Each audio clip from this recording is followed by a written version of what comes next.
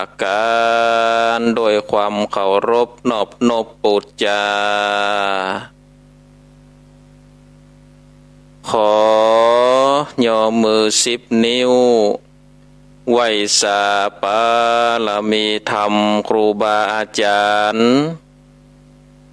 พระมหาเถรานุเถระพระเถระพระเจ้าพระสงฆ์ทุกรูปทุกตนด้วยความเคารพนอบนบปูจาขอความสุขความสัสดีจงมีแก่ศรัทธาญาติโยมท่านสาธุชนนักศีลนักบุญทุกท่านมาปะกันละเนอ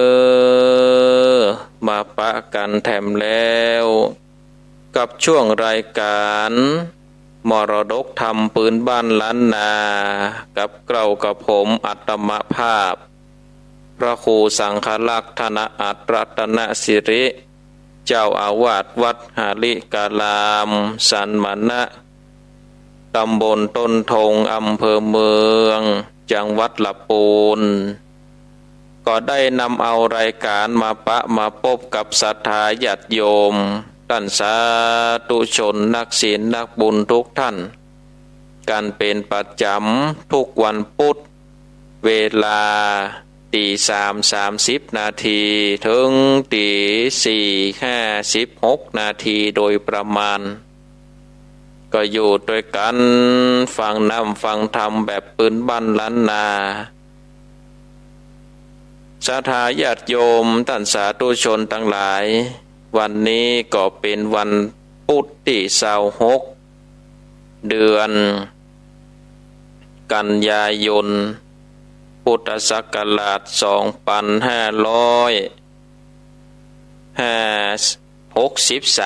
เนาะก็ได้มาปะมาพบ26 สิงหาสุมาเตศรัทธาญาติโยมท่านทั้งหลายอาตมาภาพกับพอปฏิทินพิษเดือนไป26 สิงหาเนาะวันพุธที่26 สิงหาก็ขอสุมาอภัยกับศรัทธาญาติโยมซึ่งวันนี้ก็เป็นวันธรรมสวรรณะวันพระวันศีลเนาะศรัทธาญาติโยมวันพระวันศีลเป็นวันเดือน12ออก8 ค่ำนะเป็นเดือน12ออก8 ค่ำเป็นวันธรรมสวรรณะเป็นวันพระวันศีลก็วันนี้ก็ได้มาอยู่กับศรัทธาญาติโยมท่านสาธุชนนักศีลนักบุญก็ถือว่าเป็นมงคลเสียงก้องเสียงกองเสียงมองต่ำเข้าเสียงตุดเจ้าเตะธรรมก็เป็นเสียงมังกรละเฮาได้ยินแล้วก็อยู่เป็นกำลังใจซึ่งกันและกันศรัทธาได้ยินตุเจ้าได้ยินนำธรรมคำสอนแห่งองค์สลีบวรสัมมาสัมพุทธเจ้าแบบเบาล้านนาศรัทธาก็มีกำลังอกกำลังใจอาตมาภาพปุเตศธรรมได้ยินเสียงศรัทธาญาติโยมแต่โทรมาคือกำลังอกกำลังใจโทรมาแจ้งผลการรับฟังก็มีกำลังใจอยู่กับศรัทธาญาติโยมท่านทั้งหลายเอาละเนาะบ่คือได้เสียเวลาวันนี้ก็มารับฟังพระธรรมเทศนาแบบพื้นเมืองเหนือนางเก้าห้านปลูกต้น2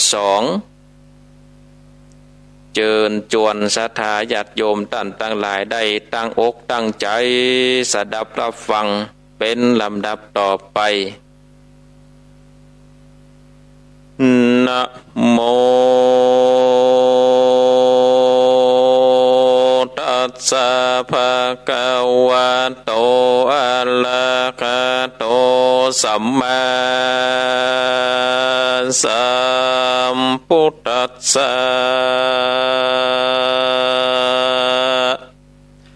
ตันตาโพธิสันโตโมลาวัน เตนะกาเลเสเตปนโตอะโคเสนเตสาตะวนโดนลาสะปนเลสาทั้งหลายตั้งยิงใจมวลหมู่อันนั่งอยู่ดาฟังนิยายังไปแจ้งพระจริงแสงเตสัตนาวาตันตาโพเตสันโตดังนี้เป็นต้นเพกะเวนโดนลาภิกขุสงฆ์ตนตันลงสินสะอาดเจือนักผาดอันเล่นยาตันตาในกาลละนั้นใส่กันว่าเจ้าหนอไทยโปติญาตมิสมปานไปแก่สร้างแผ่ปาดลำมีเกิดเป็นโลกเศรษฐีปูนใหญ่ที่จิมไกเมืองโมลาวาตินากรอยู่โหนอุดรดอยใหญ่แข่งนางนาไทยปัทานนันลีลาคือโดยผ่าเก่าการคามหมื่นบ้านปันเวียงโขนตั้งเปียงแคบบอดได้คามปาบไม้ไผ่โซนตั้งเตียวโขนกลายโคดได้หลายร้อยโยดกะนานแหละนะตามมาตังปังกาเซนโตสันทาอาคาสันทาสะปัญโยโตนจื่นจอยจากไข่บาดถอยบานเลโบดหลังเมไปแจ้งพระจิงแสงเตสัตนาวาเพ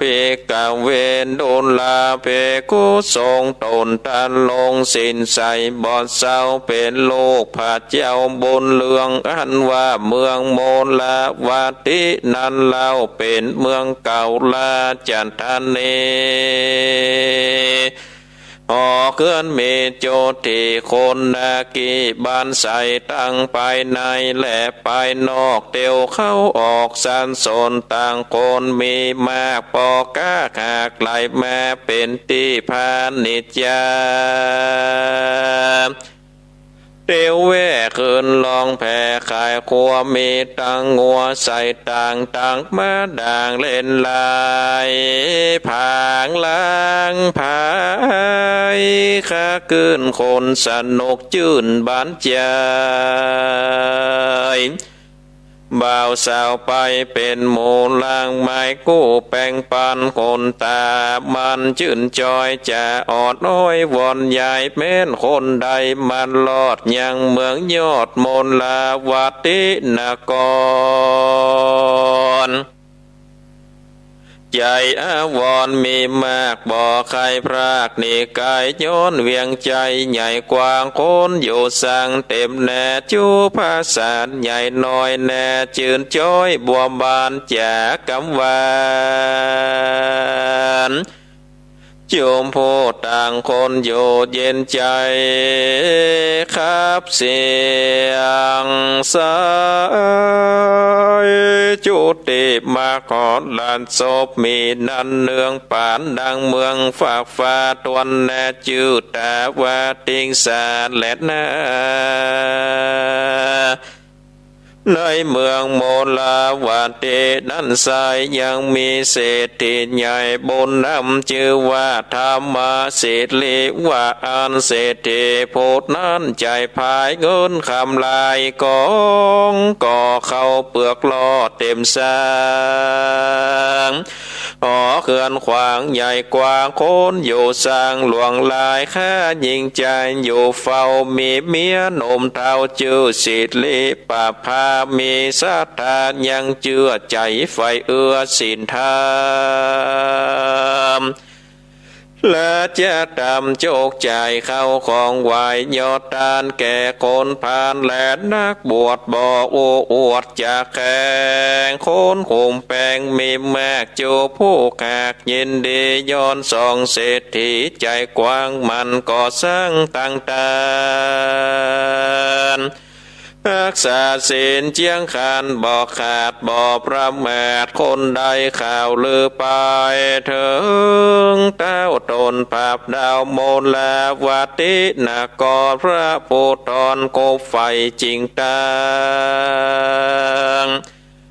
เศรษฐีใหญ่เงินแน่คือเป็นมาขาอามาตย์ผู้จันลาดกองธรรมและแน่ส่วนธรรมะสิทธิเศรษฐีนั่นเล่ามีลูกเต้าเป็นใจแค่คนหลายสามถ้อยตั้งใหญ่น้อยเลี้ยงการมีผิวพรรณผ่องแผ้วเล่าเลิศแล้วเหลือคนอันว่าหนอพระตาสะปนบนกว้างลงแม่กอดสร้างปาดหลับมีได้แม่เป็นโลกเศรษฐีอามาตลาขาดนาอาจกวนแอมรูปขิงงามปนเตงามกว่าปีตั้งหลายหวานหน้าภายใจจะมีลูกลาหางนมปอเมฆจมคากไฟคนน้อยใหญ่เปิงตามญาติกาปิดน้องใจอ่วงข้องแปลงปันพ่อแม่หวันจองก้อยจริงใส่ชื่อลูกน้อยเจียงคานว่าโจติกุมารว่าอ่านและนาในเมื่อลูกใจเศรษฐีแค่พี่น้องเมื่อเกิดร่วมต้องแม่เดียวมามีวัยหยาขึ้นใหญ่ผู้ปีได้ถึงสาวใจผิวขาวน้องลาอายุกว่า10 ปีเข้าต่างลายมวนโมไข่ไปสู่แดนไกลตั้งเวียงใจเขตของเปื้อขาจองขายขัวจริงย่อมมือใส่หัวไว้พ่อแม่ว่าขาลูกแผ่กีตันแน่จุมพาตาแค่ปิดน้องไข่ไปสู่ห้องแดนไกลเอาของไปจอมกว่าเพื่อจำก้าลองต่างขอพ่อแม่วางปันปล่อยคือลูกน้อยไปดินแดดเตอในกาลละนั้นอันว่าพ่อแม่ตั้งกูฟังกำฟูพุทธาดังดอยผาลูกใหญ่ตกมาใส่เต่งตัวย้อนว่ากวนลูกตั้งแค่ปาดภาคนาเนไกเจงจะไข่กล่าวตอยโดยกำจืนจ้อยวอนใหญ่ว่าดูราใส่ใจลูกเต้า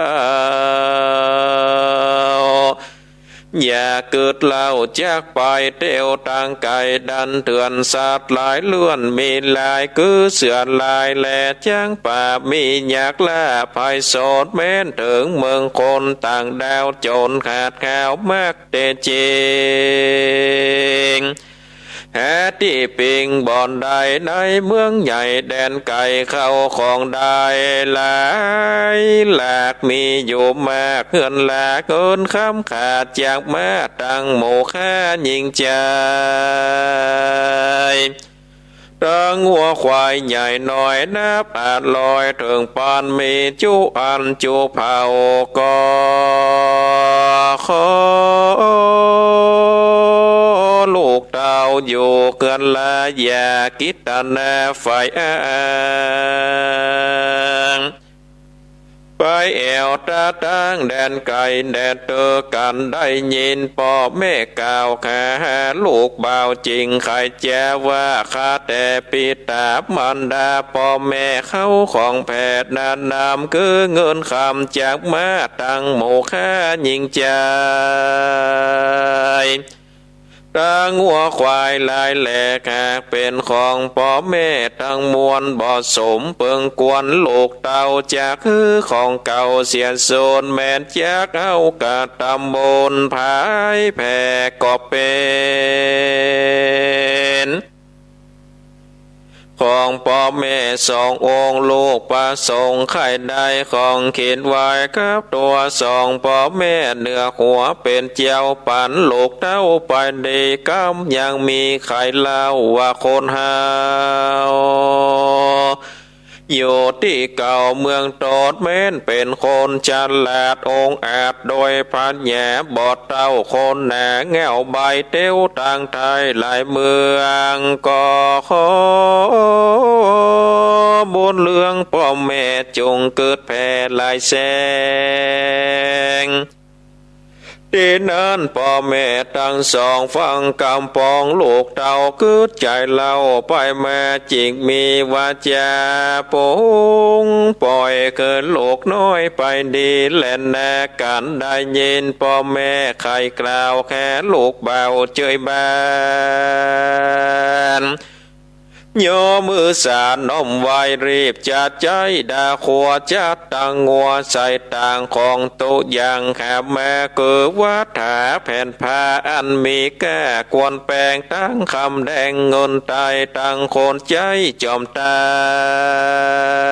งคนจัดดังแต่งแล้วเถิงมือแก้วยำดีลูกเศรษฐีแค่ปิดน้องก่อนยกจากห้องเวียงใจงัวต่างไปเป็นต้อยผางลางห้อยงวนนำลูกจังกำแสฟาดไปละลาดเต็มตางเสียงผางล้างมีกองดังตัวต้องแดนดงกันตาวันลงยังจอดคือขิวขอดไม้คายเถิงยามง่ายแจงสว่างไล่งัวต่างเตียวไปเถิงบานใดยังจอดเอาของตอดวางขายแล้วพันผายเตียวกว่าเอาต่างแน่เป็นไปเข้าดงไผ่เป็นวางปะบานกว้างเป็นข้าวหยอกลังสาวเป็นเตือบอดหลังเลือดนาวนานกันเข้าสานเสียงใต้ซื้อมาใส่เตียวไปของอันใดหมดขาดเงินเฟืองบาทยังมีขันของดีซื้อใส่บ่อโศกไม่เครื่องกาดนับวันมากราภาคยกออกจากก่อเกือนได้2 เดือนครบควายจริงไปเถิงเมืองใหญ่เมเตลและฝูงคนแม่ลุ่มพอแหลกซื้อต่อสนสารเครื่องขวาคานหลายหลากเจ้าเมื่อแขกเปิงใจมีของใดไข่เกียงหมดขาดเสียงจุอันแหลนนาตามมาทางปะกาเซนโตสันทาอาคาสันทาสาปัญโยพระโพนตัดเจ้าเจ้าไข่เล่าบานเลโปดหลังมีบอดแจงพระจริงแสงเตสันนาว่าเปกะเวนดูแลเปโคทั้งหลายนี่ยายนี่จางกล่าวเถิงโลกบ่าวเศรษฐีแค่คนมีน้อยใหญ่ไล่งัวไตเตียวไปเถิงเมืองไก่ต่างดาวคงเขตเต้ามีติดและฝูงจะแน่ตัวหน้าหันปอกะมาขายงัวต่างหลายล้านดาปอเต็มกาดล้านหลวงโคนปันปวงลุงไฟแม่แวดไกจะทำหันควงแงมเครื่องใจลวดซื้อไว้บ่อนเลือนลอมต่างงัวปอข้างวางขายข้างตั้งจุอันแลนนาเตพันดาเนวิเกนิตัวปัญจากามิงโซอันว่าลูกเศรษฐีตั้งหา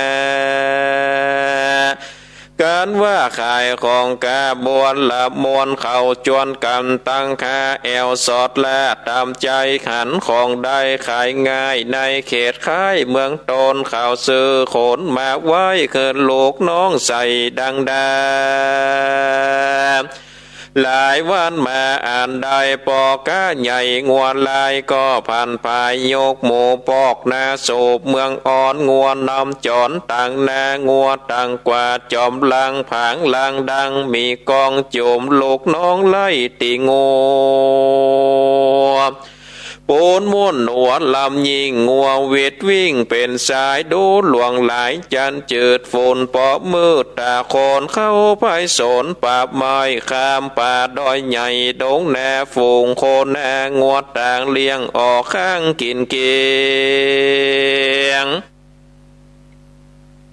ลูกน้องเลี้ยงเล่นลายคอนเสใส่กลางลางกาลางโคนสูบหมวกตั้งนาเล่นจอมกว่ากบโงบกบโงบพองก็สูบหมวกตอมมุนออบล้อมอยู่กลางหัวใส่งวนสานสาวนั้นตัวดาวดงไผ่พองโยกขาเฟดมั่มซักลายขามฟันแดงพองซักหางแดงกงการพองหยังแย้นคุยคายพ้องสาปายแนดดาบแอปากกาบแงบมูลยาบอดลาสาตือมีดอมสองมีดสุ่มเหนือแอวพ้องตืดแล้วนำแน่ออกปากตาฟันแตงแย้มตาวันแดงมันลอดกอดยังจอดแป่งปางโป่งต่างด่างต่างวายลูกน้องไล่งัวไปกินตามใจตีกายค่ำแล้วไล่คืนมาการสู้ลินยาแจ้งสว่างไล่งัวตังจอมการเป็นนิรันดร์จันใจดังกล่าวไว้แต่โคตรลางอาเทการเทวสังยังมีวันหนึ่งเล่าเนี่ยเมื่อข่าวเจ้าทั้งหลายไล่งวนลายใหม่แก้วไปถึงแล้วติดดงตาลแสงตาวันพอบอดสองมือตัวของไพรโซนโบดมืดฝนตัวของฟ้าหลาดลองนักหนายินสังการลำยิงงัววิดวิ่งกวดตายแค่บ่าวใจปิดน้องจิงเรียกร้องขนการคือวางการโป่งขาบลายขนาบหัวแม่พ่องคือดาแต่งต่างแปลงยังเศร้านอนตาวันแดงตกตามลวดหมื่นค่ำจนตางัวบอบมาคบหมูลยังค้างอยู่เหลือลายส่วนบ่าวใจพูดน้องใจอ่วงคองเหลือลายแม่นงัวขายพรักนาพ่อแม่เตี้ยงดาบนักหนาจริงจวนพาตาเป็นไทยแอวสอดไซขางัวโอดความกวดหนาวสันโบบุญดันข้าวภัยต่างคนไปลาตีของที่ถึงการพ้องก็ขานงัวผู้แก้วเงียบได้แล้วสอนคืนมาป้อขานผู้การเงียบได้คือคนใจสอนตามลางเสียงอึงอังตัวป่าดังผ่านแลกหากวางแลนนาตาตาเอโกเนียโคในกาลนั้นสายยังมียักษ์ใหญ่ปาลาอยู่โคขาทำใหญ่กลางป่าไม้ดงดานได้ยินเสียงขานมีกองแห่งปิดน้องใจลามันมาตามเสียงกล่าวใจจืดแย้วยินดีว่าวันนี้เมโจกใหญ่ลาบมาใกล้ตนโกมันก็ขานบนโจดน้องลาเตียวโกมกว่าขางัวมันไข้หัวขากขากหวานลาปากกุลายมันก็เกิ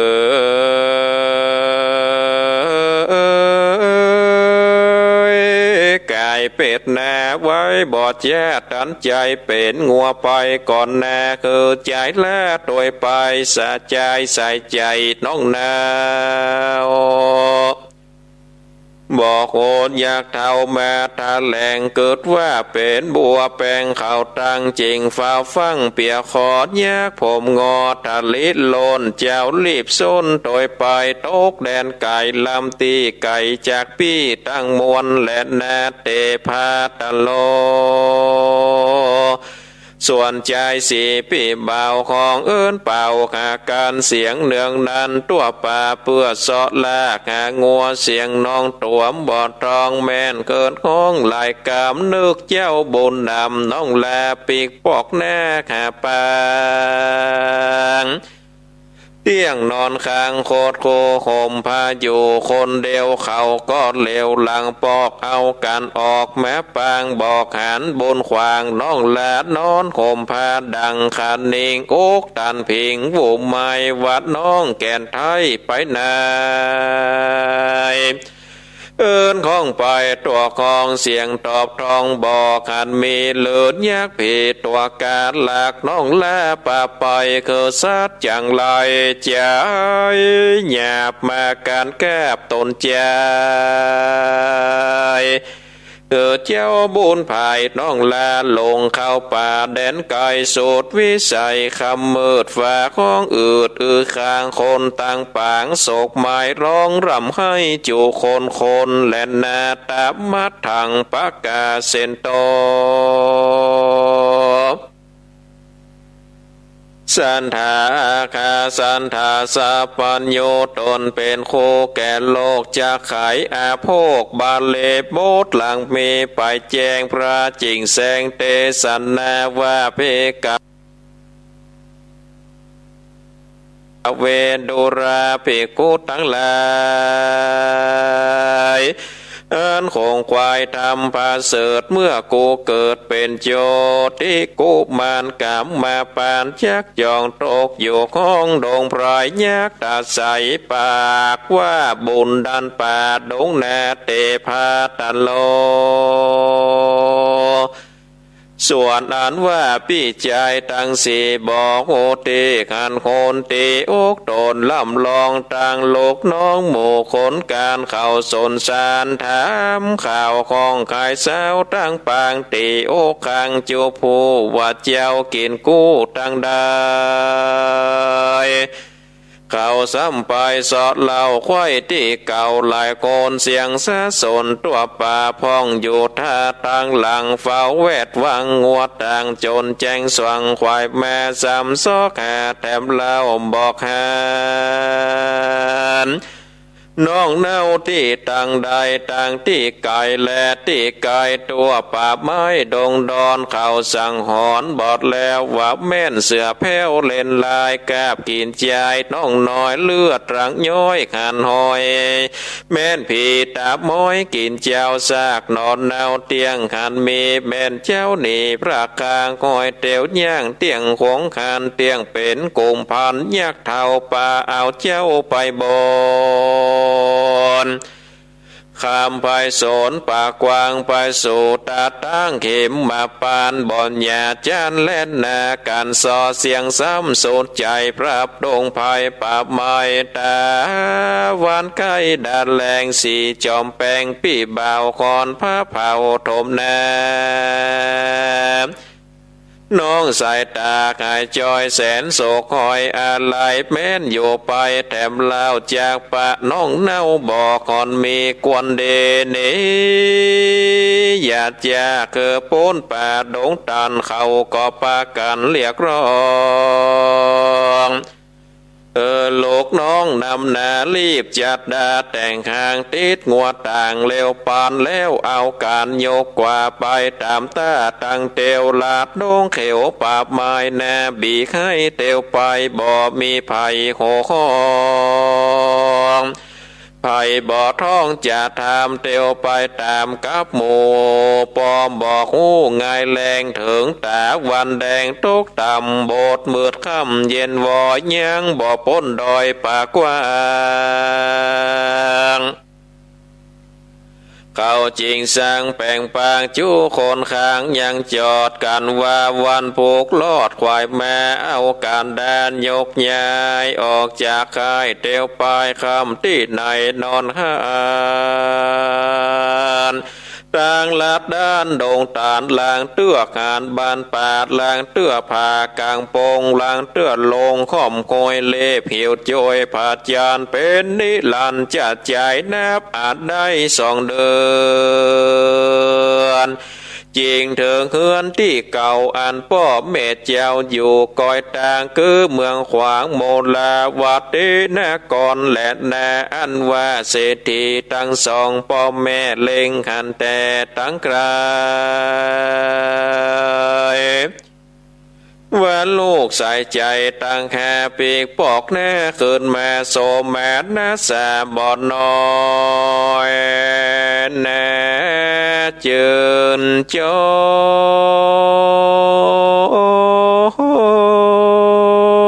ย เจยบาดจูคนแกนมวลหมู่ไล่งัวอยู่สัดโซน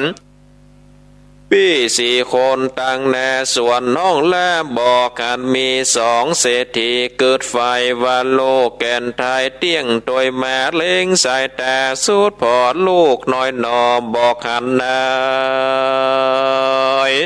สั่งกระจายหลายหลากจริงออกปากจะถามยังใจลามปีเก่าวัดน้องแข่งเจ้าอยู่เสียดายเป็นสันใดปัดภาคหรือก้อยกว่าจอบแม่นั้นจะเตพุทธาอ่านว่าลูกตั้งสี่คนว่าวิปานฝ่ายน้ำตาไหลอาบย้อยไข่กล่าวถ้อยตามมีแก่เศรษฐีพ่อแม่ดังกล่าวแต่คนหลังแลนนาตั้งสุดวามาตาพิตาโลอันว่าสองเศรษฐีพ่อแม่ฟังลูกแผ่กำจาดังดอยผาเต็งนีหัวใจตีเวโวนตีโอกโตนจะใจร้องรำให้ปาลิเวตันนาโมตาสาคาใจ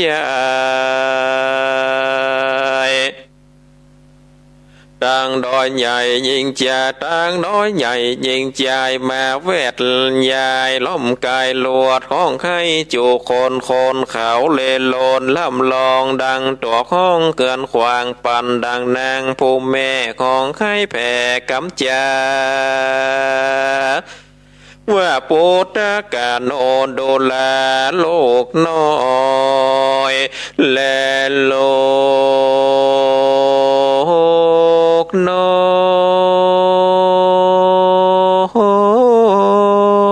ยเจ้ากาดก้อยไปในโลกใส่ใจขินข้าปาดผักแน่แดนใดเหลือยากจังไรใจหยาบมากันแก้ไปเกณฑ์เหลือเจ้าตาเนินลูกลาหลงอยู่ป่าเววาลองเรียกหาพี่เจ้าที่ป่าเศร้าดงดำบากสั่งตำมาไกลเกิดโลกไทยไกลกาลือพาตาพี่ตั้งสีขาน้องที่กังดงวัดน้องลงปากกวากมากล่าวอ้างมุสากลัวสายแต่น้องเนาได้เป็นเจ้าแทนขวดจัดลือแม่นลูกลาแก่นไทยเจ็บป่วยไข้หนาวในแม่ใส่ใจได้เฝ้าหมอโนมเท่าลุมลาเจ้าหมอลานนากาภาคแม่นี้ขากเต็มใจอันนี้หายไปต่างห้องกลางเตะต้องดงเขียวบอดได้เหลวปอกแน่ลูกนอนลาตายลืมยังนั้นจะนางเศรษฐีผู้เป็นแม่ของใครแผ่ไปมาปาลิเวตัดแน่โดยประการต่างๆบอกหูสว่างเบาบางเดนั้นเศรษฐีผู้เป็นป่อเกิดใจต่อธรรมดาโอดโศกาว่าได้จริงกล่าวแก่นางนาไทยเมียตนว่าดูรานางตามนน้องเนาอย่าโศกเศร้านักแน่สาปาสตาอันว่าแซดนานาน้อยใหญ่มีภาพควายตกสานทานเตียวสงสารกับเกิดเอากำเนิดเป็นมาย่อมจะลาแก่เท่าย่อมได้เข้าสู่ตั้งตายตั้งยิ่งใจน้อยใหญ่บ่เว้นไว้คนใดต่างคนเข็นใจตกไรต่างเต้าใหญ่ตาลงเมืองโยตาเลืองแอบมาต่างนักผาดและหมดยาต่างคนปาลาแง่วใบต่างคนใจและเศรษฐีบ่อาจนิกากาดโป้นอำนาจมาจุราจะทำกึดเอากรรมเป็นใหญ่การโศกไม่บ่เป็นยาแมนไข้แขนลูกเต่าโตคำเจ้าและง่ายกันมันตายความแน่ ให้ลั่นฟ้าบ่อเกินมาแม้นมันตรงหน้าปากกว้างชีวิตข้างบ่อเป็นผีบุญเขามีไปแน่ใจโลกลาเตียงจากคานขอสลีโสพานน้องนาว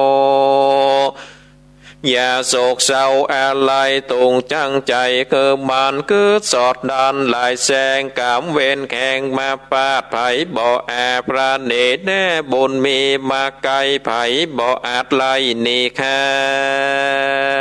ย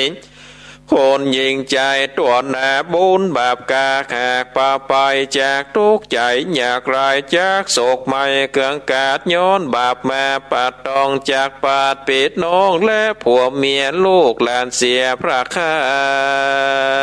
งย้อนบาปข้างแต่ปางอ่อนจากภาพนากรเป็นเต้าโยดเหยือกแย้วปัตตาวีจากเป็นเศรษฐีบังเต้าคนอยู่เฝ้าลมลาบ่อนโศกาโศกไม้บ่อนอยากไรขี้สางย้อนบุญปังตอบตองขอเจ้านาดน้องจุงขันนิ่งก้อยลูกขายซอยพรักนาก้อยกำบาปกาขากมาเติงจัดเล่นนาอันว่ามะขาเศรษฐีอามาตก็คือโอวาทกำจาแก่พระลิญญาเมียมิงในญายิ่งลายประการและนาอันว่านางเศรษฐีมีใจดีสันน้อยโศกเศร้าก้อยเบาบางอืดข้างเป็นเตือดย้อนไฟพุทธายิงคือโคลาผู้เท่าอันเป็นเก้าแก่หมอดไว้แม่คงควายขาดจองถึงที่ป่องตั้งปอยแข่งใส่ใจลูกเต่าตานผู้เท่าหมอดดูเอาดินสอดจูบนแปดเยี่ยหลังแอนลับตา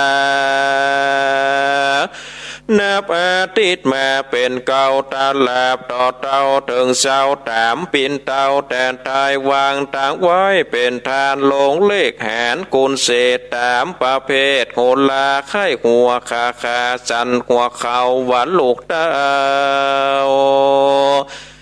หากยังมีเป็นแต่ขอปีบมันไล่และหูไก่บางเงาสุกกับเสาเป็นตัวขาดอังการปาดและการนานแย่คือปุตตาผ่าคองตกเตะต้องดงตานผียักผันมากราย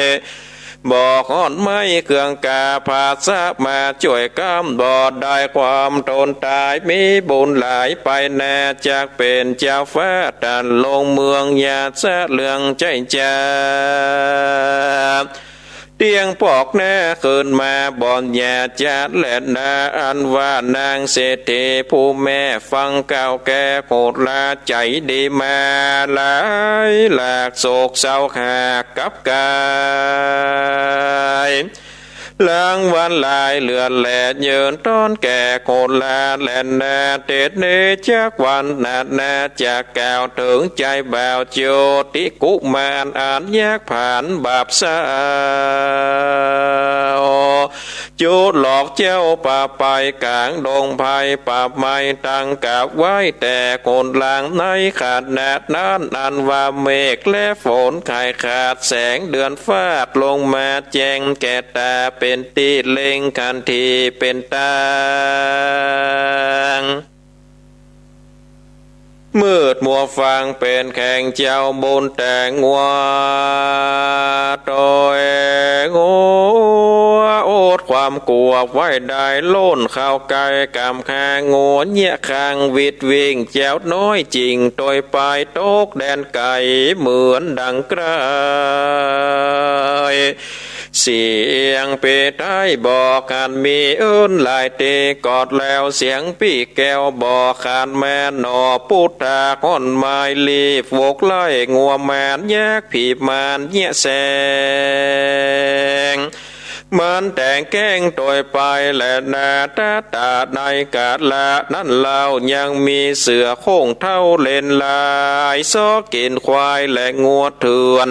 แอวเลนเลื่อนดงดานกวางและฟานปากกวางปอบอกขังสังโคตมันได้ยินงนมีกองดังตัวห้องดงลีอ่านเจ้าบนมีหนอนนาโอนแห่พี่เจ้าต่างลายเสือเลนลายโค้งเท้ารีบไต่เต่าตามเสียงโยกเด่นเลียงยอดยองตามเสียงห้องโดยแม่สองแก่นตาเลทางหางลุยลางลุยลายเหมือนคุณขายอยู่กายหานงัวใหญ่ปิ่งแม่มีใจลามหนุ่มหนาวที่ไต่เต้าโดยมาฝ่ายยาคาเพศกาอันกับเป็ดแน่เป็นงัวยกหัวหูตังสาบเสือดังมันจาและจันซอสองบอกกันปองเสียลายมันกันภายเฝ้าฟังใจน้อยหลังโดยไปเสือตาใสโค้งเท้าหมอบลงเท้ากิมต่างย้อนยกแข็งคืนต่างหนวดลู่หลังไปแมดแล้วเต้นเข่าแขงวนใหญ่แกบขอไว้บัดเดียวและแน่สวนวัดแยกดงไพรบาปแกอันกาเป็ดแน่เป็นงัวโคตรเลือตัวใจแจนลวดกาเป็ดแน่ตันใจเป็ดยักษ์ตาใสดังเก่าสูงใหญ่เต้าล้ำตาลเดือดงันแงนยี่เคโอบีดปากเปี้ยวไปแม่ถอนลูกขาบไม้ใหญ่ฟาดลงใส่ตัวเสือเสียงดังเหลือฝากห้องปอสัตนานกองดงแน่ฝ่ายปัญญาคาเสือเท้าลวดลบเข้าดงภายแยกจังไรโคตรใหญ่เล็บแหลนไล่โดยลางไม้คักปังลมเต้าดังตัวดาวดงดอนเสือลายปาดก่อนตัวใหญ่หายเข้าปาบไม้ไก่ตามส่วนยาคาเพศข้าวก็ฟังเฝ้าคืนลางปอกมันยังที่อยู่แข่งเจ้ากินกู้นอโปติญาณแหลนแนเนทิตังขิญาสร้างวันนั้นแนววิเศษจากห้องเกตนางเก่าข้านผูกตวนสองได้ตามกองของเก่าเฮาหรือเล่าเป็นสายยากผีพายบาปกาปีกปอกแนกมาขาดหนอพุทธาแก่นทายแจกหลอดเนยหรือตายตั้งลายจูผู้ก้อยทาอยู่ฟังไปผูกนี่ไข่เต้าอีเต้านี้วางลงก่อมบังโกมสมเลศสันเด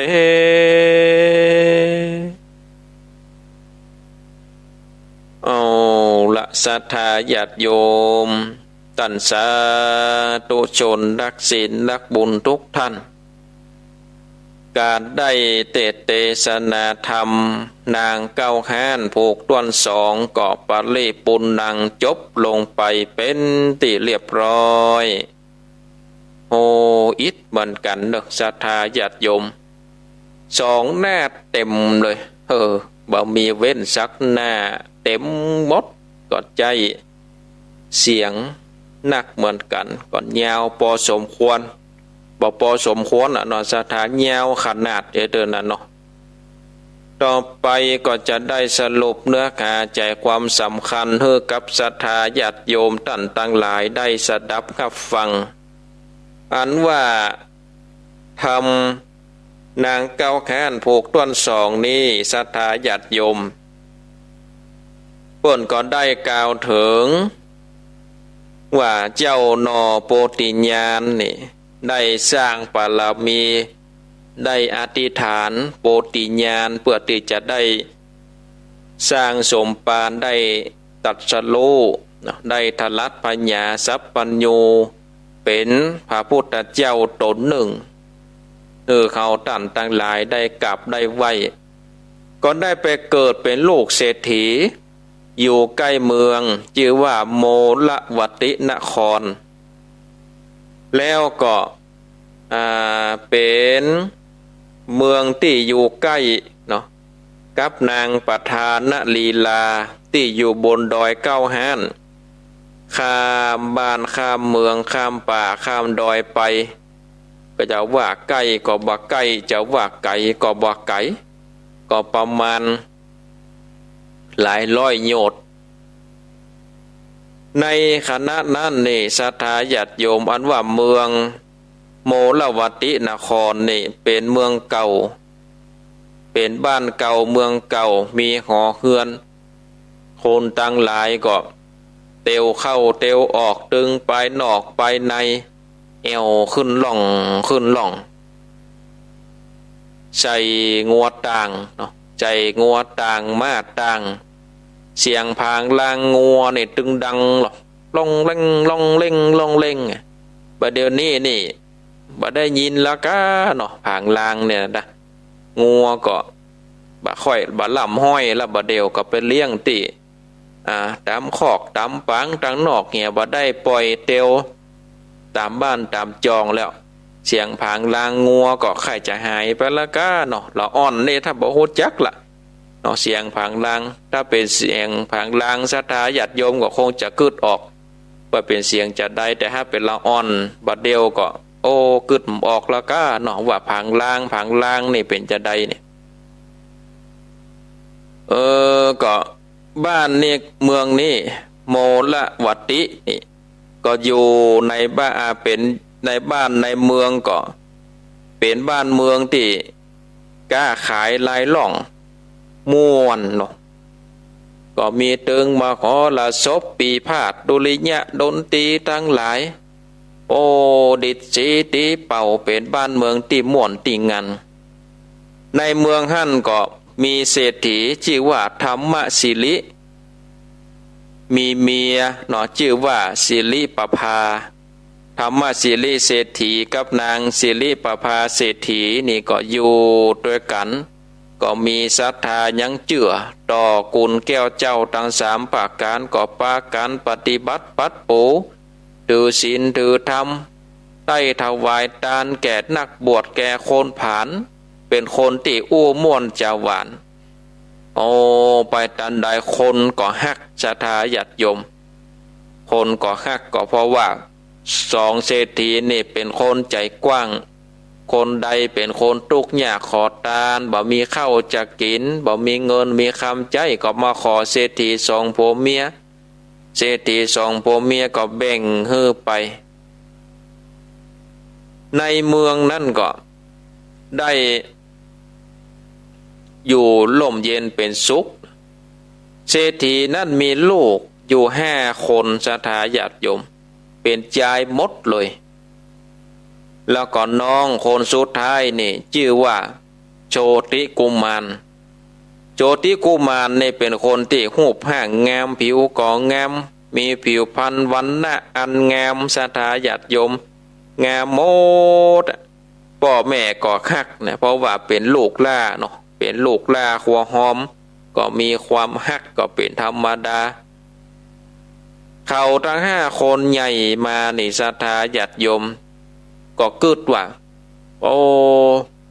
อยากจะออกไปต้องบ้านเตียวเมืองไปเสาะก้าเสาะขายหันคนเปิ่นก้าเปิ่นขายแล้วสีจะม่วนดีก็เลยไปขอพ่อขอแม่พ่อเศรษฐีก็บอกว่าโอ้ลูกเขยจะไปก้าไปขายอย่างแถมนี่ทรัพย์สินสมบัติบ้านจองของหอค่าทาสบริวารบ้านเฮาเนี่ยมีปัดเลอะแบ่งคืนลูก5 คนกินใจจัดนี่ก็ตึงบ่เสี่ยงลูกจะไปอิดนี่อย่างแถมเนี่ยลูกจะไปเสาะว่าหากินนี่อย่างแถมนอนอยู่บ้านบ่ได้นี่กะเขาทั้ง5 คนก็บอกว่าโอ้อันว่าทรัพย์สินที่ป่อคือนี่มันก็เป็นความจริงอยู่แต่ว่ามันบ่บนห้องว่ามันบ่ม่วนใจเนาะที่ลูกบ่ได้เนี่ยการงานอะไรอย่างสักอย่างแต่ว่าต้องมากินของเก่าที่พ่อแม่ได้หิได้หามาคือนี่โอ้บ่ใครม่วนใจตาได้บ่ภาคภูมิใจตาได้อยากจะได้เงินได้คำได้สร้างฐานะด้วยตัวเก่าขอพ่อขอแม่ได้อนุญาตปงปันกำเตอะ เศรษฐีธรรมสิริกับนางสิริประภาก็ใจอ่อนโดยความลบเล่าก็อนุญาตปงปันฮือกับยายนาง5 คนได้ไปเสาะว่าหากินไปขายไปก้าไปขายเขาทั้ง5 คนจ่าย5 คนนี่ก็จัดขบวนเนาะเป็นงัวต่างไปเสาะซื้อเอาเข้าของทั้งหลายนี่ไปก้าไปขายตามหนทางโอ้ศรัทธาญาติโยมเขาก็ขายดีแค่นี้โอ้ได้อันใดมาก็ขายดีหมดเลยเนาะได้ขายไปขายจนหมดจนเสี่ยงค่ำตีไหนก่อนนอนตีขั้นได้พักยั่งแปลงตูบแปลงปังไปจนถึงตี 1ศรัทธาญาติโยมเป็นกลางป่ากลางดงเนาะเป็นกลางป่ากลางดง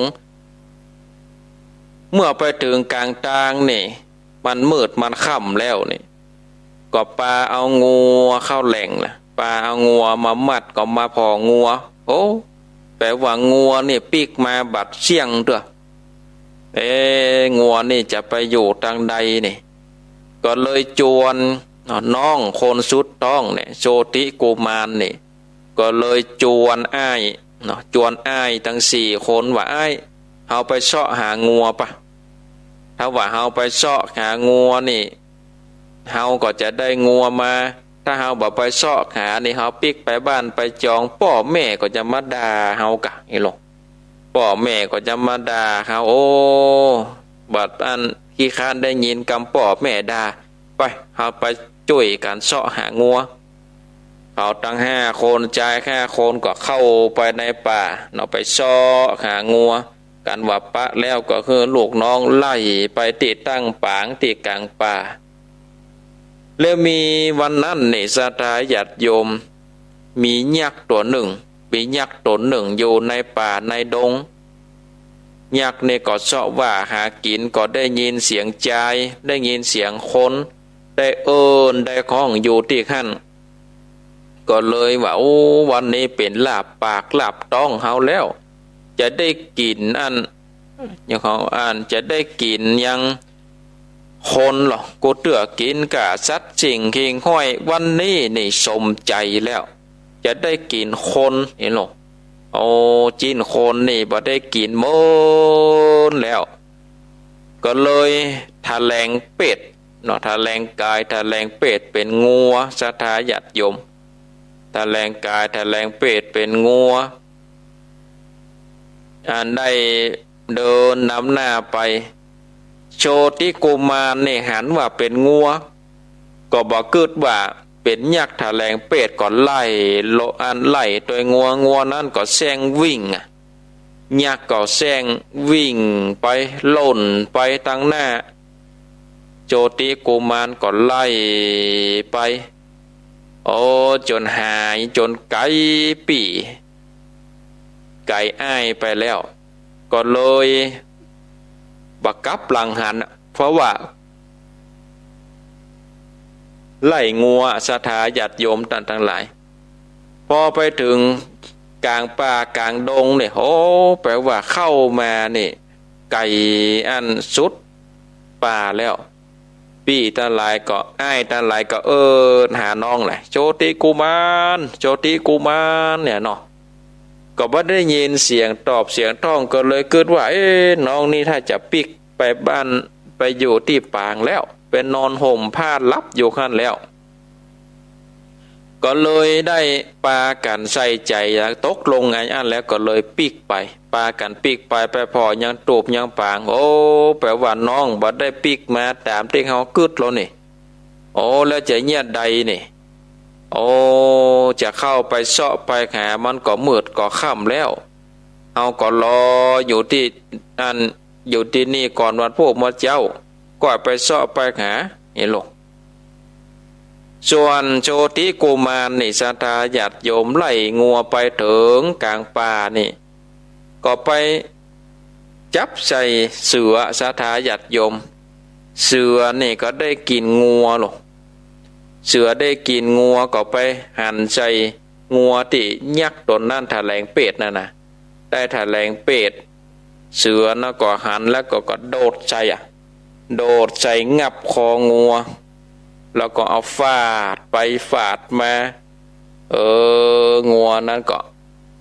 โดนเสือกาบคอโชติกุมารก็สะดุ้งศรัทธาญาติโยมนี่ป่นก็ได้กล่าวถึงยังใจตั้ง4 คนก็หลังจากที่บาหารหน้าน้องเนาะบาหารหน้าน้องได้ปิกมาก็ปากันเดินทางเพื่อที่จะปิกบ้านปิกเมือง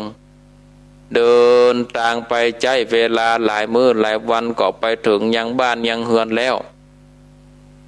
เมื่อไปถึงยังบ้านยังเฮือนเป็นที่เรียบร้อยนี่พ่อแม่หันก็มีความดีอกดีใจว่าลูกได้ปิกบ้านปิกจองแล้ว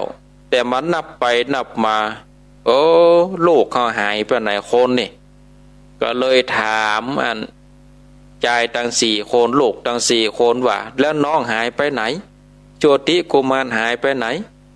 เขาทั้ง4 คนก็เลยได้อู้กับแม่ได้เล่าความจริงว่าน้องได้หายไปกลางป่า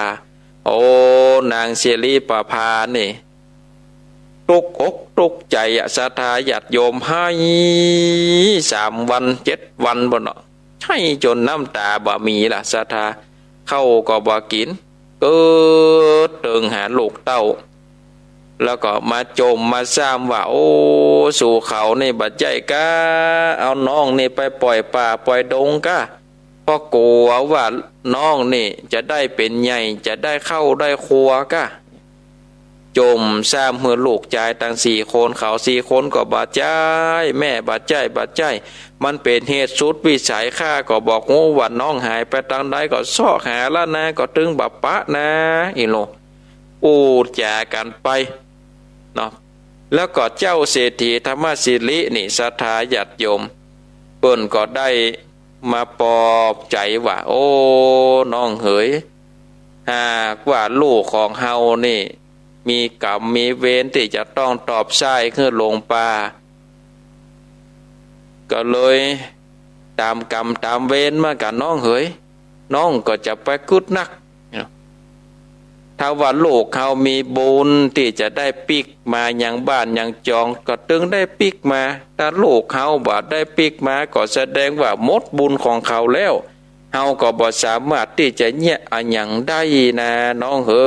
ยเป็นกรรมเป็นเวรเพราะว่ากรรมของคนเฮาสร้างมานี่มันบ่เหมือนกันล้อไอ้ล้อธรรมศิริก็จ่าปอบนางศิริประภานางศิริประภาก็ใจจื่นคืนมาหน่อยก็เลยห้องเอาหมอโหราเนาะพราหมณ์โหราซึ่งเก่งในการทำนายตายตักมาพอว่าโลกจะเป็นจะได้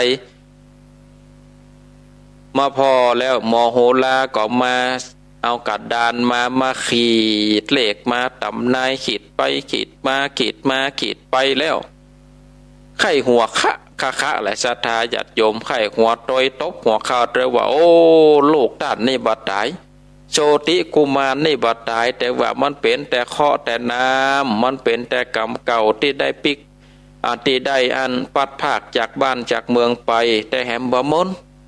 หากว่ากรรมนั้นมันเสี่ยงแล้วนี่จะได้ปิกปอกคืนมาที่เก่านี้ตึงบัดตายเชื่อข้ากะเจ้ากุมารนี่เป็นกุมารที่เป็นกุมารที่มีบุญเนาะมีบุญมันเป็นหน่อโพธิสัตว์เจ้าเป็นกุมารที่มีบุญตึงบัดตายเชื่อกะพราหมณ์ก็คือคำทำนายเจ้าเศรษฐีก็พออกพอใจก็ตบรางวัลให้กับพราหมณ์หมอโหราคนนั้นไปอันนี้ก็เป็นเนื้อหาใจความย่อๆของธรรมนางเก้าข้านผูกต้วน2นี่ศรัทธาญาติโยมพระเอกนางเอกก็ย่ำปะกันเถอะนะนี่ผูกต้วน2แล้วทำกับนี้ก็มีอยู่8-9ผูกนะเนาะก็บ่พอหลายแต่ใดทำนางเก้าข้านก็ปริปูนนางจบลงไปเป็นเต้าอี้แล้วศรัทธาญาติโยมเอามาเหลวพอเวลาก็ยังมีเวลาเหลือแถมน้อยก็จะได้ได้จ๋าหัวข้อธรรมะ เนาะเมื่อกับศรัทธาญาติโยมได้ฟังกันยังมงคลชีวิตเนาะ38ก็ยังบ่จบเด้อนานี่ศรัทธาญาติโยมมงคลชีวิต38ยังบ่จบเด้อวันนี้ก็จะได้นำเสนอหัวข้อที่25กตัญญูตาคือความกตัญญูความเป็นผู้รู้คุณก็เป็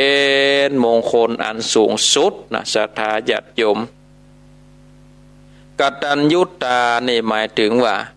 ความกตัญญูรู้คุณคนอื่นที่ทำไว้แล้วซึ่งเป็นกู้กับกรรมว่ากัตตะเวทิตาแปลว่าประกาศคุณที่คนอื่นกระทำไว้แล้วแก่ตนคนกตัญญูนั่นโบราณนี่เปิ้นได้ชื่นชมและเป็นคนที่คบได้บุคคลใดได้รับการชูเติบโตมีฐานะแล้วก็กลับเป็นคนอกตัญญูบุคคลนั้นคบบ่ได้แล้วก็จะปากันเปล่าประกาศว่าคนนี้เป็นคนอกตัญญู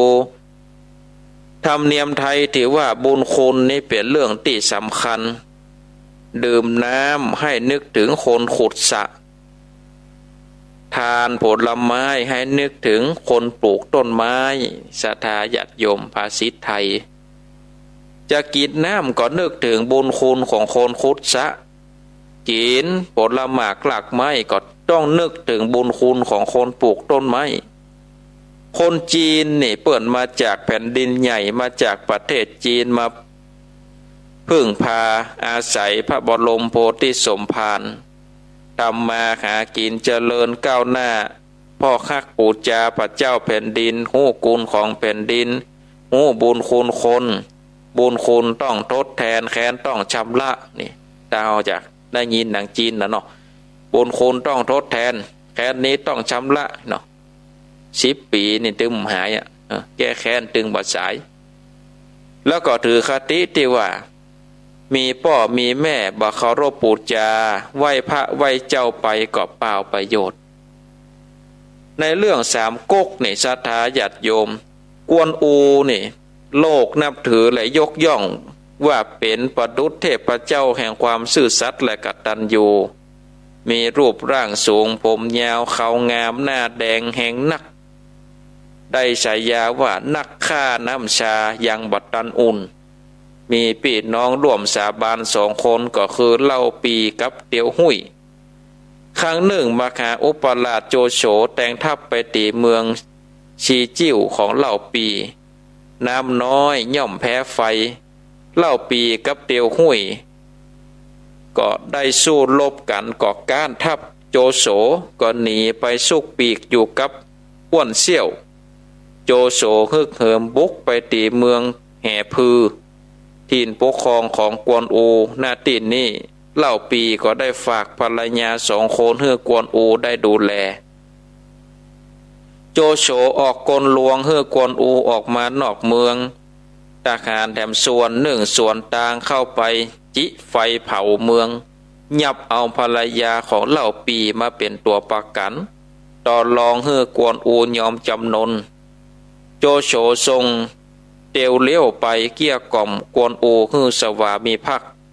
กวนอูบ่ยอมจะฮบกับโจโฉอย่างเดียวเตียวเลี้ยวก็อู้กระตุกฮือกวนอูได้กึดว่าโจโฉได้ตีเมืองซีจิ้วได้แล้วเล่าปีกับเตียวหุยได้การก็หนีไปจะเป็นตายให้ดีอย่าได้ก็บอกงูท่านออกไปฮบก็อาจจะไปก้านโจโฉซึ่งมีกำลังนักหลาย10 เท่าแถมยังนึ่งนี่ตอนนี้โจโฉมีความกรุณาต่อท่านบ่ทำร้ายนายหญิงของท่านทั้ง2 คนท่านได้ร่วมสาบานกันไว้บัดใจกาถ้าคนใดคนหนึ่งต้องตายที่เหลือก็จะขอตายโดยไปโลกเขาก็จะลือกันว่าท่านลืมความสาบานเล่าปีได้ฝากภรรยาไว้กับท่านถ้าภรรยาทั้ง2ของเล่าปีตายไปเขาจะบัดดำนี้เอากาเสียแห้งที่ไว้วางใจแถมอย่างหนึ่งท่านปรารถนาจะช่วยแผ่นดินพระเจ้าเฮียนเต้คือเจริญรุ่งเรืองบัดใจกา กวนอูได้ฟังแล้วก็ยอมสยบไปอยู่กับมหาอุปราชโจโฉแต่ก่อนจะไปขอข้อตกลงไว้3เรื่องข้อที่1ขอเป็นทาสรับใจพระเจ้าเฮียนเต้พระองค์เดียวเต้าอั้นโจโฉก็ตอบตกลงข้อที่2ขอดูแลครับใจใกล้ชิดนายหญิงทั้งสองโจโฉก็ตกลงเรื่องที่3หากรู้ว่าเล่าปีอยู่ที่ไหนขอคือได้ไปในทันทีโดยบ่ต้องขออนุญาตโจโฉนี่นิ่งไปบอกข้าปากนึกในใจว่าคนจะอี้นี่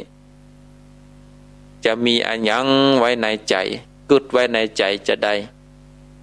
เตียวเลี้ยวก็หันท่าบดีก็อู้คือโจโฉลดความโคดลงไปพ่องโดยอ้างว่าเล่าปีเป็นเพียงแค่เปื้อนบ่ใจดูแลกวนอูอันอย่างนักกวนอูยังกตัญญูถึงเต้าอี้ส่วนท่านมีกู้สิ่งกู้อย่างกวนอูก็จะต้องภักดีต่อท่านมากกว่าเล่าปีเป็นแน่แท้ยกตัวอย่างนิทานขึ้นมากล่อมโจโฉฮือใจอ่อนฮับกวนอูมาอยู่โดยในที่สุดโจโฉเมื่อฮับกวนอูมาอยู่โดยแล้วหวังให้กวนอูกับเล่าปีแตกคอกันโดยในระหว่างเดินทางเข้าเมืองโจโฉได้ให้กวนอูพักห้องเดียวกับหญิงทั้ง2คนหมายคือกวนอูได้ผิดใจกับเล่าปี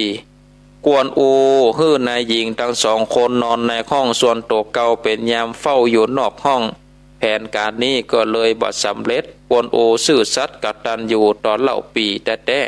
ๆโจโฉเอาใจใส่กวนอูฮื้อกินฮื้อนอนอย่างเต็มที่ข่าวครั้งหนึ่งโจโฉหันกวนอูใส่เสื้อผ้าเก่าๆก่อนนึกสงสาร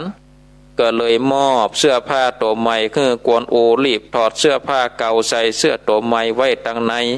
แล้วก็เอาเสื้อตัวเก่าใส่ไว้ตั้งนอกโจโฉก็ถามว่าเนี่ยใดท่านถึงทำอย่างนี้กวนอูตอบว่าเล่าปีฮื้อเสื้อตัวนี้มาแม้เล่าปีจะอยู่ไกลใส่เสื้อตัวนี้แล้วก็เหมือนอยู่กับเล่าปี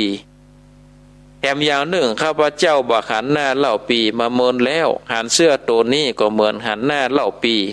โจโฉได้ฟังแล้วก็หวั่นใจว่าเขาได้ปนเปื้อถึงขนาดนี้ยังซื้อใจกวนอูบ่ได้แถมเตื้อหนึ่งโจโฉหันกวนอูนักรบร่างใหญ่แต่ขี่ม้าตัวน้อยขี่โลกบ่สมศักดิ์ศรีกับชายชาตินักรบก็ยกมาเช็คเท่ากับกวนอูดีใจจนอกนอกหน้านอกตาโจโฉนึกแปลกใจว่าก่อนนี้ได้คือทุกสิ่งทุกอย่างกับกวนอูบ่เคยดีใจเลยแม้แต่ครั้งเดียวเลยถามไปว่าท่านชอบใจม้าตัวนี้ที่ไหนกวนอูตอบทันทีว่าม้าตัวนี้นี่เป็นม้าที่ฝีเท้าดีฉลาดปราดเปรียววิ่งได้เร็วทันใจเหล่าปีอยู่ไกลขนาดไหนหากควบม้าเช็คเท่าแล้วหนทางที่แสนไกลก็เหมือนอยู่ใกล้โจโฉอ่อนใจที่ซื้อใจกวนอูบ่ได้คนอันยังซื่อแต่ซื่อว่าซื่อสัตย์กตัญญูต่อผู้มีพระคุณ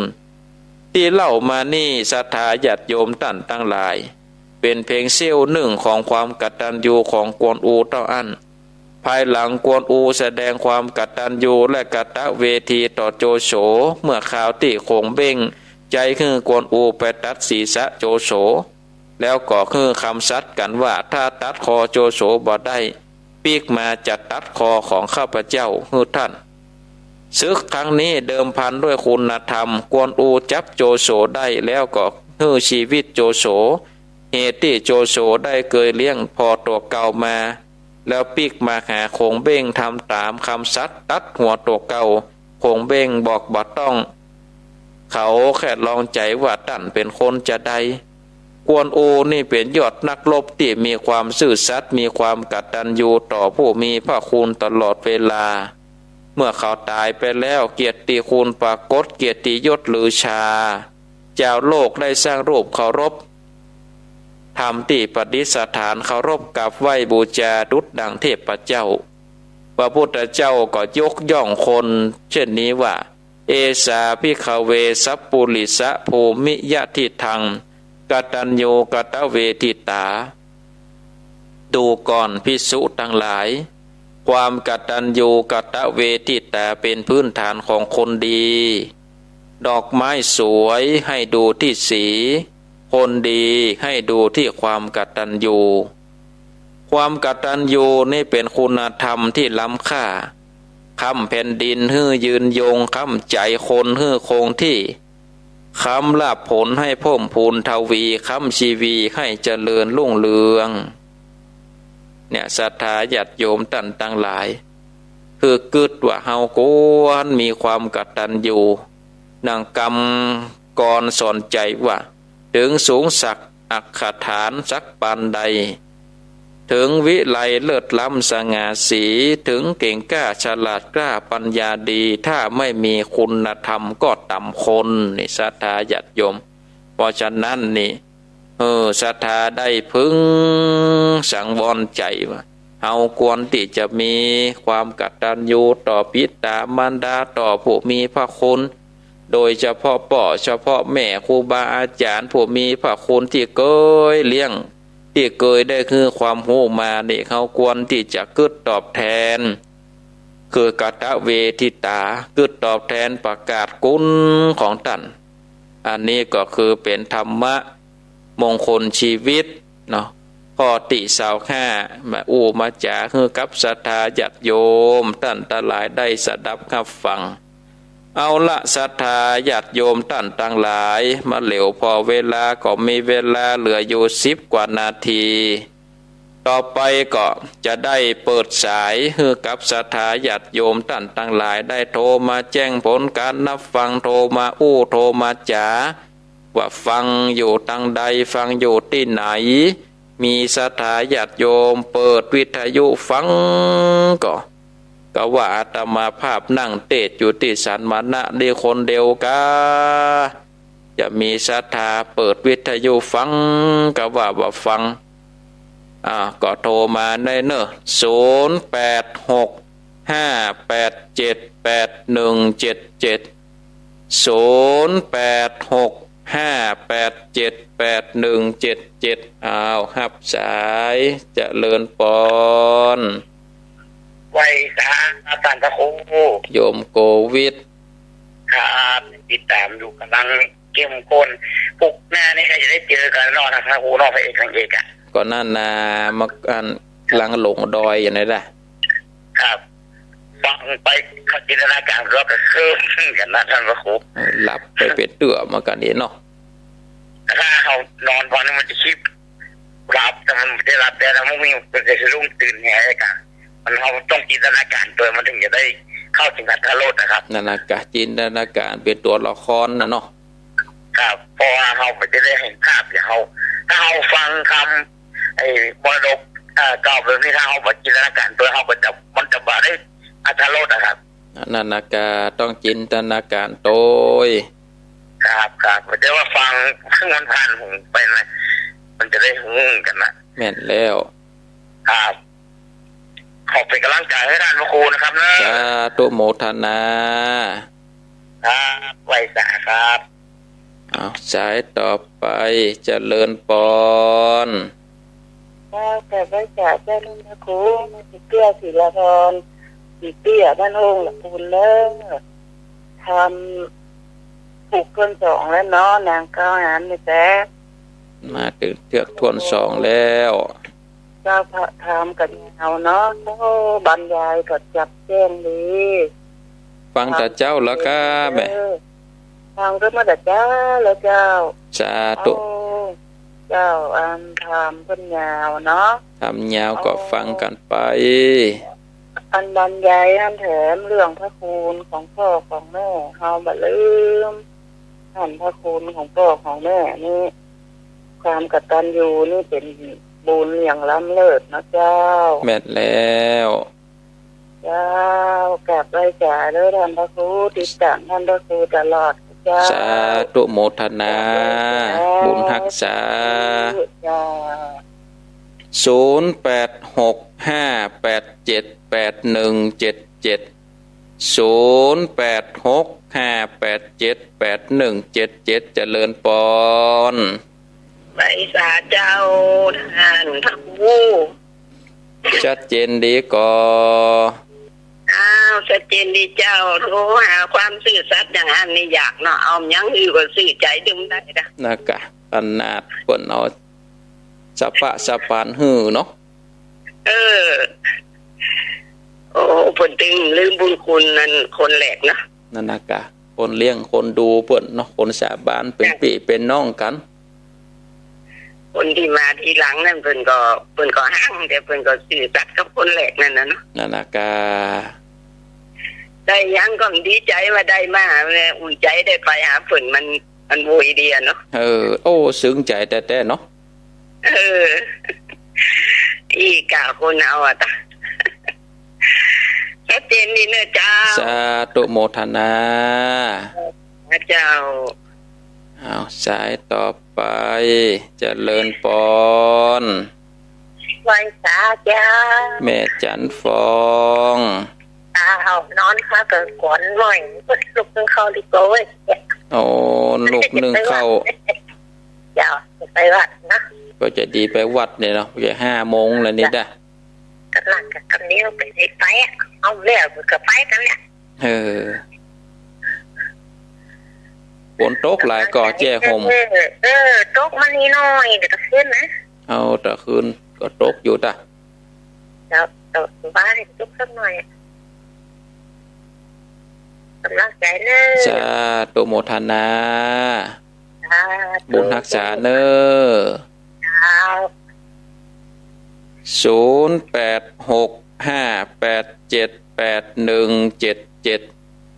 0865878177เจริญปอน ครับภาษาครับ น้องเบลโอ้จำได้อยู่ จำได้กา ยังไม่ได้บอกชื่อเด้อ มันโทรมาก็จำได้กา ผมเป็นชื่อไว้ค่ะ บัดได้เมมก็จำได้อยู่กา เรียน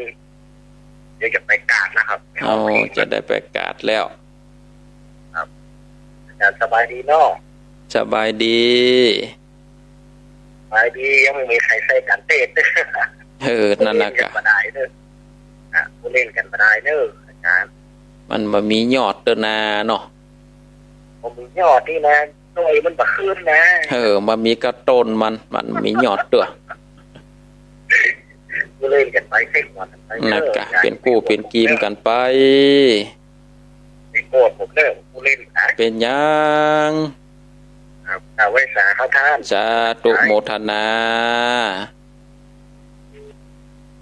0865878177เจริญปอน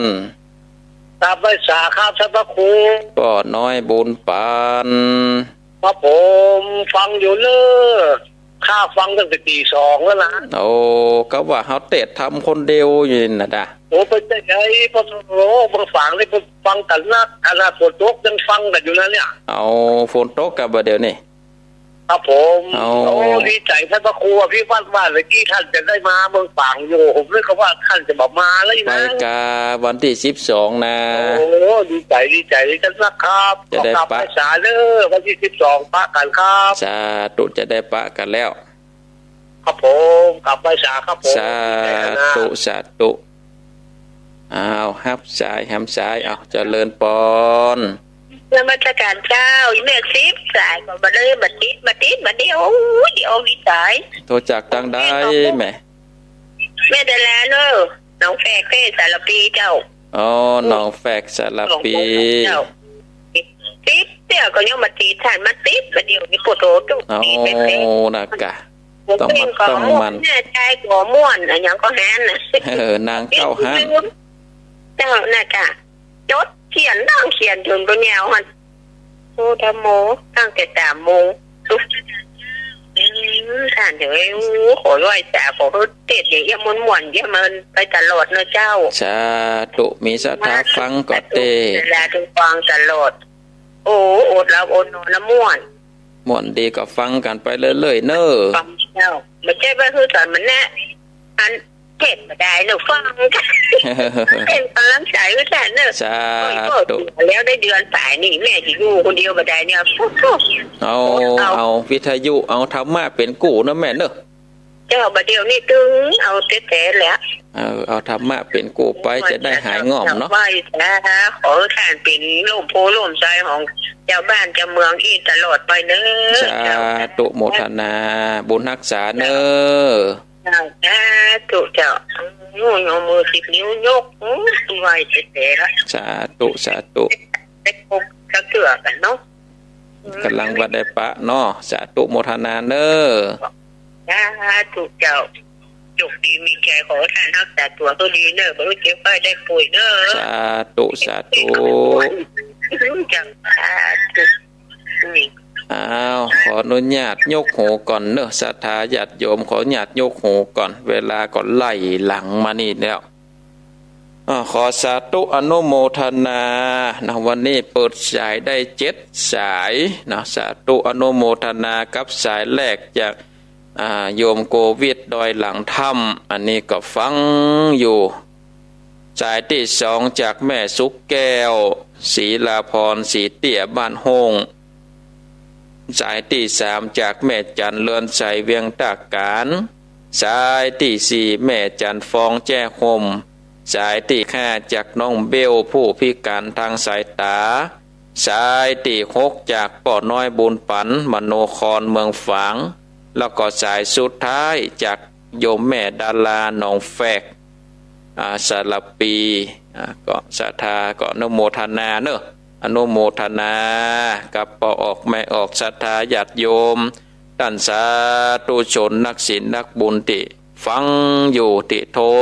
ตันก็ดีโทรบัดตันก็บ่เป็นหยังก็โทรมาหลังไมค์ก็ได้เนาะศรัทธาก็วันที่12เนาะก็ตั้งใจไว้แล้วนะว่าจะไปปะศรัทธาญาติโยมกับครูบาอาจารย์ที่จัดรายการสถานีวิทยุนำโดยท่านอาจารย์พระครูอภิวัฒนาวิกรมติวัดพระบาทอุดมนำบ่อชาววาหลวงพ่อเจ้าคณะอำเภอฝางก็ตั้งใจไว้เนาะหากว่าไม่มีอะไรเปลี่ยนแปลงนะแต่ตั้งใจไว้แล้วว่าจะไปคือใดก็พลาดหลายเตือแล้วเนาะว่าเตือนี้ก็ตั้งใจที่จะไปปะพี่น้องศรัทธาญาติโยมทางเมืองฝางแม่อายชัยประการในวันที่12กันยาก็วันนี้ก็อนุโมทนากับศรัทธาญาติโยมท่านสาธุชนนักศีลนักบุญทุกท่านที่ได้เปิดเครื่องวิทยุสดับรับฟังแล้วก็ศรัทธาญาติโยมท่านสาธุชนนักศีลนักบุญที่ได้เข้ามารับชมรับฟังในการถ่ายทอดทางระบบ Facebook ก็สาธุอนุโมทนาทุกท่านที่บ่ละบ่ลืมบ่ได้ก็เจ้าหน้าที่ที่ได้ควบคุมเครื่องเสียงได้นำเอาสัญญาณเสียงออกทางสถานีวิทยุหลายสถานีด้วยกันก็สาธุอนุโมทนากับศรัทธาญาติโยมท่านทั้งหลายก็วันพุธหน้าถ้าว่าบัดติดธุระบัดติดอย่างตั้งใดก็จะได้มาปะวันพุธหน้านี่เป็นเดือน12เพ็งแล้วก็เพ็งพุธนี่ศรัทธาญาติโยมท่านทั้งหลายก็ถ้าว่าบัดได้กุมบาทกุปคุตเนี่ยจะได้แล้วก็ว่ากันแถมกรรมเนาะมันเป็นเพ็งพุธแล้วก็เดือน12เพ็งให้นี้เนาะประเวณีตาลเปตพีแต่ตั้งหลายเพนี่เปิ่นตาล12แฮม8ค่ำ12เพ็งนี่ไปรวมกันตาลสลากที่วัดหลวงวัดพระธาตุเจ้าคลิปุญชัยเอาละเนาะศรัทธาญาติโยมท่านทั้งหลายวันนี้ก็ขอนำเอารายการมรดกธรรมพื้นบ้านล้านนาได้ลาจากศรัทธาญาติโยมท่านทั้งหลายไว้เพียงเท่าอีกก่อนขอความสุขความสัตย์สดีจงมีแก่ศรัทธาญาติโยมทุกท่านทุกคนอายุวันโนสุขังภะลัง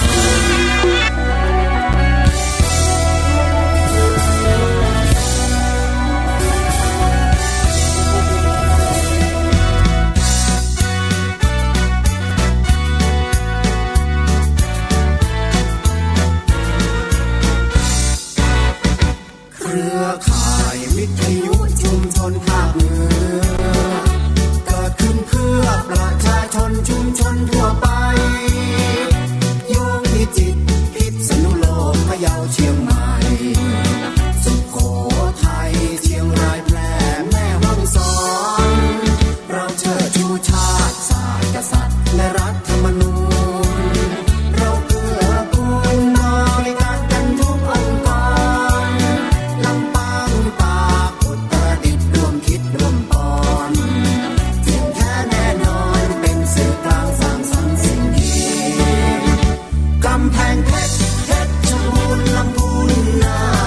นเราร่วมประสานงานสิ่งสำคัญนี้เชื่อมโยงกันนครสวรรค์อุทัยธานีเครือข่ายนี้มีชื่อว่าวิทยุชุมชนชนทั่วแคว้นแดนไทยนี้มีเสรีสิทธิ์แสดงความคิดเสนอแนะและเหตุผลสื่อถึงกันเข้าใจกันทุกบ้านตำบลวิทยุชุมชนโดยประชาชนเพื่อชุมชนของไทย